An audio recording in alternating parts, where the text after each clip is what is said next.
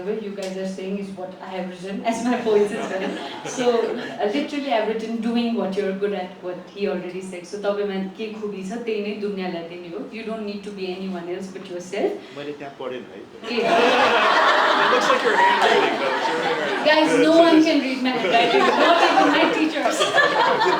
It's really bad. The only person that can read my handwriting is me. So, yeah, but that is a very big food trend. So being in the food industry, so even though I'm not a chef and I do not have the background, but being in this industry and running a food business for about 7 years now, I'm very invested in what's happening outside and what's happening within Nepal and outside. And every time I'm traveling, I'm not going to look at a monument. I have this restaurant in my mind that I want to go to, that I have a specific story about, and I go a bit crazy. So I'm not a very great person to hang out with, but regarding food trend, even what I've seen outside, especially like I do reach out, I do see India a lot because that's very near and I do travel there a lot and it's a very big food hub. What's happening there is before everybody was traveling, so everybody was having this Indo-Chinese, Indo-Western meals was the hype and multi-cuisine restaurants going with your families. But now what is happening is people are claiming back their identity and their belonging. They're making their regional foods very cool. So when you go to India, like especially in a place, there's a place called Benin. They just do dosas. They just do dosas and it's just a stand-up place that you go, just like TikTok here. So you just go stand, just eat, and it's so viral on social media. And the founders, not from food background again, but they really wanted to show their identity and come forward. So I really think that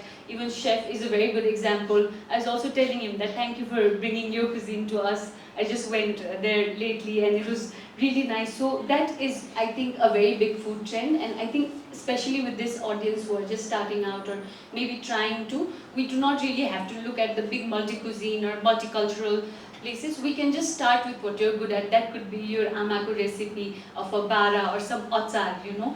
Even and in Nepal, there are many great examples of that working. So even amako achar, that is now a very big brand that is being exported widely. It really just started out from a kitchen. And they had the scale and they had the vision to take it forward. So I really think that you really need to start with doing what you're good at and claiming your identity, and food is a very good way to go forward with that. And even I want to connect that with content creation. So even the people I really follow, be that on Instagram or YouTube, so all of them have their own niche. So even someone like Kanchi's Kitchen, if you've heard it.